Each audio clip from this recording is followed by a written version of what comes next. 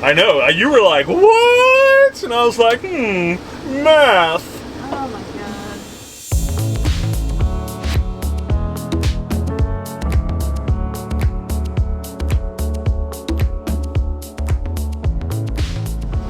What is going on, everyone? In today's video, we are filling a little hole in the side of our heart.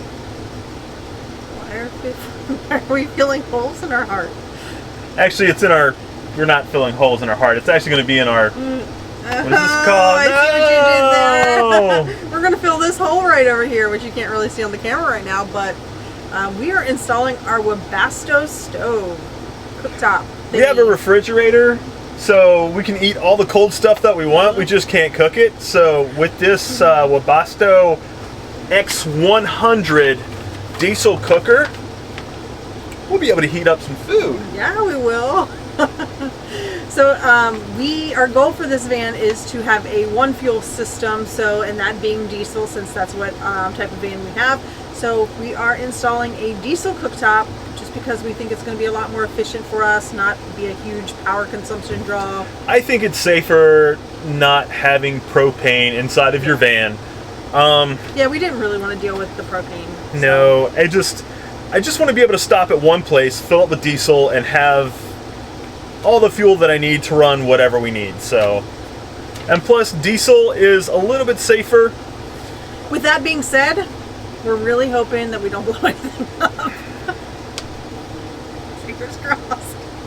So first step it has us do, other than cutting the hole, it also gives a warning about being 20 millimeters, which is approximately 0.78076. I used a converter online.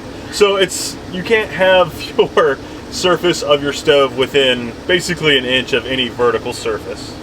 I know, you were like, what? And I was like, math. Oh my god. We're going to be putting a few, according to the instructions of the screws to tack this front plate on here, because apparently as soon as we put it on, it's going to shortly come off. Okay, so the next thing we have to do is actually set the cooktop down into the hole that we've already made in our countertop. So that's what we're going to do. It's pretty heavy.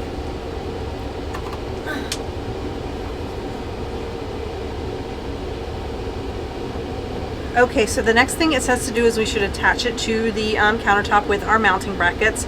So that's what we have here. We have 2 of them and the 4 screws that came with it. These 4 holes are the ones that are going to get attached to the actual stove, and then we're going to have some other screws that are going to come through these to tighten it down to the countertop. Okay, so the instructions tell you to install this bracket on the bottom of the stove first, and then put these longer screws in that are going to actually tighten to the top. Let me show you. So these go through here. This will sit on the side of the stove, and then these are going to go through the bottom. And then they have these little protector things here, a little piece of plastic that goes on the top. We decided to go ahead and put these on here like this and just have them loose before we install this bracket, just because it's going to be easier than trying to get our fingers in here to put these little pieces on. So that's what we did. So once these are attached to the side of the stove, then we're going to tighten these up to the bottom of the countertop to hold this snug in place.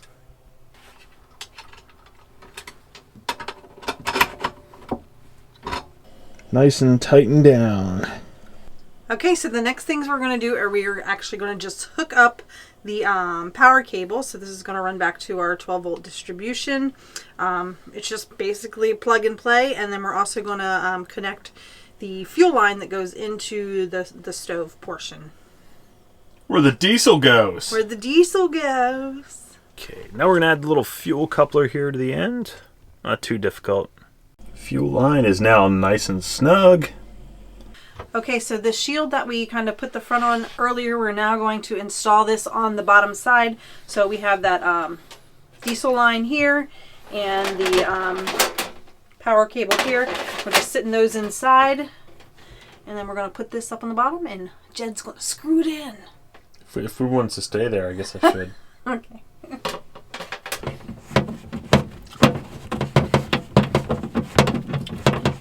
So now we are running all of these cables through this front little panel that's going to go back on here. So we've got our power cables.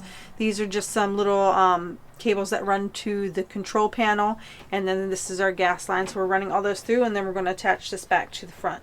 You also have to plug in your little fan inside, but we're going to do that very last because it's a really short cable. We have our front panel on. We plugged in the fan as per the instructions. So we have our exhaust clamps that we put on. We have the internal one, which had a nice beefy clamp on it, and the external, which this guy feeds through the big guy. And it can't stay in here. It's got to go somewhere. If we keep it in here, we're going to have a really bad time when we cook. So now we are going to drill yet another ginormous hole inside the van. If you guys have been watching our van build, it's my favorite thing to do is just punch holes in an expensive van. And there we are, another giant hole in the floor of our van. Okay, so now we're underneath the van, and what we're doing is, and we probably could have done this a little bit before we put it through, but we put the tubes through. So this is the exhaust tube, and it runs through that black cooling tube. And so the black cooling tube is supposed to stick a minimum of 1/2 inch through the bottom of the floor. We're going to leave quite a bit more. We're going to leave it to where it hangs down to kind of right where we start to turn the external hose. But we're basically just cutting this down. It cuts down with a pair of scissors, so we aren't too long. So we have the exhaust sorted. Next, we are going to work on the fuel line. The fuel line actually comes with a, well, the stove actually comes with a small... so it's a little inline filter. Small inline filter. It is directional, so make sure you check. Comes with 2 rubber fuel lines that's going to connect to this go on here. thinner fuel line. I don't know if you can see it. It's pretty thin stuff. And little brackets or clamps to hold these on. And they say part of the service for the stove is this is to be replaced once a year, but we'll see how long. Next up, we're going to drill a hole inside of the van through the floor for the fuel line. We're going to use a piece of PVC pipe for a conduit to kind of help protect the fuel line from the sharp edges. Of course, we filed down the edges and painted. Anytime you drill a hole through the metal in the van, you want to make sure you protect it against rust. So after we put that in and we run the fuel line in, the thought is we're going to seal either end so nothing can get in or out. Yet another successful hole in the van. Alright, so we are about to install our fuel line underneath the van. So we're going to run it through that hole that we made, and we're going to run it along the underside of the van. What I'm doing here is this is the heat shield we bought, and we are putting this around our fuel line to protect it from any heat that it may run into down there. So we do have to cross over our exhaust. This is going to be a good probably 10 inches above where our exhaust is, but we still want to protect this line from any radiant heat. This is good for radiant heat up to like 2,000 degrees Fahrenheit, so we think it should do a pretty good job at protecting it. This is actually often used on cables and stuff that are right in the engine where it gets really hot, so it should do a pretty good job. So we're just going to run this through here, run it down through our hole, and we're going to move under the van. So we made this little adapter from the T-piece. We have 5/16 hose. We have our 5/16 to 3/16 connector in there. And of course we have our clamps. And that little thin white fuel line will go in here and another clamp. And that should hook us right to our fuel line.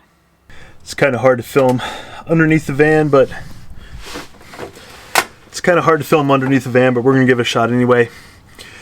So as you can see, we have secured the fuel line to the body of the van, and we have connected our T-piece. We used the cap to cap off the other line, which is going to eventually go to our S-bar. We used some zip ties towards the T where we attach the T. You can see that the other lines, they're in little clip-in brackets, and they're also zip tied together. So we just kind of went with the theme of the manufacturer, Mercedes of the van, and that's how we attached our fuel line. So this is our panel that we are going to put on the front. This is where we're going to install our control for the stove. And we also put a little vent here so that it can get good circulation. We haven't painted this yet. We're going to paint it the same blue as the cabinet is, but we're still waiting on a couple parts to actually, or some hinges to actually install this, because it's going to be on a hinge so we can flip it up, because we're going to need to get to the stove for maintenance and to change the filters and stuff. So we just thought that would be the easier way to go. But as soon as we get that, we'll install it. But in the meantime, for the purpose of this video, we're just going to go ahead and plug into the control and try it out. While Sandy is finishing up the last little bit of the controls here, I'm preparing to start this thing up. I feel like we've had more than one video where we're like holding a fire extinguisher just in case. I mean, we feel like we've done everything right. We tried to follow the rules. We've done lots of research trying to make sure that we did everything exactly as it could be. But again, we're not professionals, and so that's just a reminder. If you are not a professional and you feel uncomfortable with this, you probably should get some help and not try it on your own. We're just a little crazy. Yeah. Don't burn down your van or burn yourself down. Don't do that. So Jed's ready just in case. And then the last thing we have to hook up here is, this is the little controller that is going to go into that panel we just showed you. And there are just two little it's like telephone cable. Yeah, like that. I don't know what the technical name of this wire is, but anyway, we're going to plug it in, and then fingers crossed it works. Why am I the one that always has to do this stuff? Well, I'm operating the camera. I think I'd trade you places right now. So before you do that, we do have set a fire extinguisher. We have cleared all flammable items away from the cooktop, which is important. Yep. Okay. About to press that on button. The fan has come on. And we have an on light. Fan's working, that's good. I feel like I'm staring at a pot waiting for it to boil. You know how they say a watch pot never boils? Okay, so in the instructions it says that you should achieve proper combustion in about 2.5 to 4 minutes. It's been about 6 minutes, so we actually turned it off, and we were worried that maybe the red light wasn't working and that's why it wasn't coming on or something like that. But when we turned it off, the red light started blinking. So we are actually going to let this red light go out, which it should go off in a couple minutes, and then we're going to try again. But we just wanted to make sure that we weren't just constantly trying to pump it through and nothing was happening. Jed did go underneath the van to check to make sure that there wasn't anything that appeared to be leaking around the fuel lines. They look great, and there seemed to be some exhaust coming from the exhaust pipe, so that's all good signs. So we'll wait for this to go out and then we'll try again. Okay, you ready for the second attempt? You can see Sandy's like now familiarizing herself with the fire extinguisher just in case. I know how to use a fire extinguisher. It makes me nervous. Anything like when you first start up your like the electrical system now, it's fine. But when we first started it up, I was convinced something was gonna just blow up. But I mean, yeah. So electric and fuel, they scare me just a little bit, but they should scare you. Okay, so our blinking red light has gone out. We're actually going to set a stopwatch this time, so we know exactly how long we're taking. But all the lights have gone out, so here we go again. Okay, so we are not having a successful startup, so it's going to lock itself. Well, we think. We don't know. We don't know what it's going to do. It's a mind of its own. No, but it was trying to start up for about 10 minutes, no success. We got the blinking red light. We don't seem to see any fuel in our filter over here, so we're going to go back and retighten everything down on the fuel line, check all of that, just to make sure that we don't have an air leak or something somewhere that's preventing fuel from coming up, just because we're not seeing anything in the filter. So I don't think we're getting any diesel to it. All right, we're trying again. So we were able to clear the lock by shutting off our main van power for 1 to 3 seconds, according to the instructions. Yeah, so you don't actually have to unplug it from the unit or anything. Just turn off your main battery power switch, turn it back on. Same as before, yellow light's on. We're hearing the fan. 2.5 to 4 minutes. Hopefully, fingers crossed. Tightened everything down. We did a little suck test to see if... But Yeah. Yeah, if we had any air leaks in the line. No, so, I mean, it was... I mean, it seems like it made a good seal. All of our clamps are tight. Still have our fire extinguisher over here. Look at that. 2 solid lights is good. So apparently we just had a little bit of an air leak down where it came out of our tank. We had used that T-splitter because we want to hook that S-bar up to the other side of it. We had a connector that was just a straight through. We hooked that up for the time being. We'll have to change that out when we do hook the S-bar up, but we think the cap that blocked off the other side wasn't airtight, and that was causing our problem.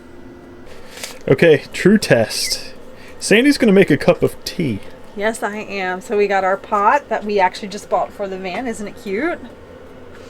And some good friends of ours bought us these Wanderful Revolution mugs for Christmas. Thank you, Matt and Mickey. Thank you so much.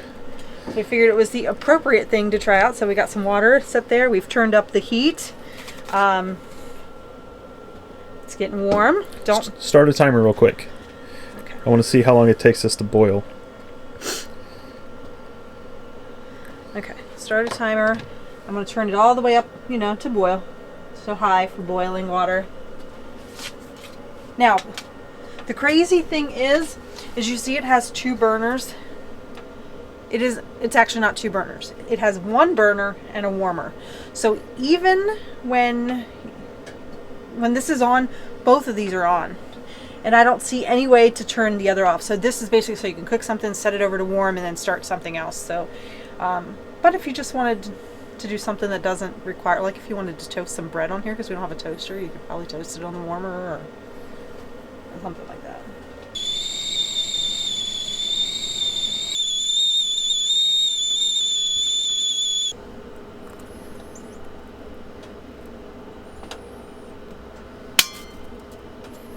And that is a working stove, my friends.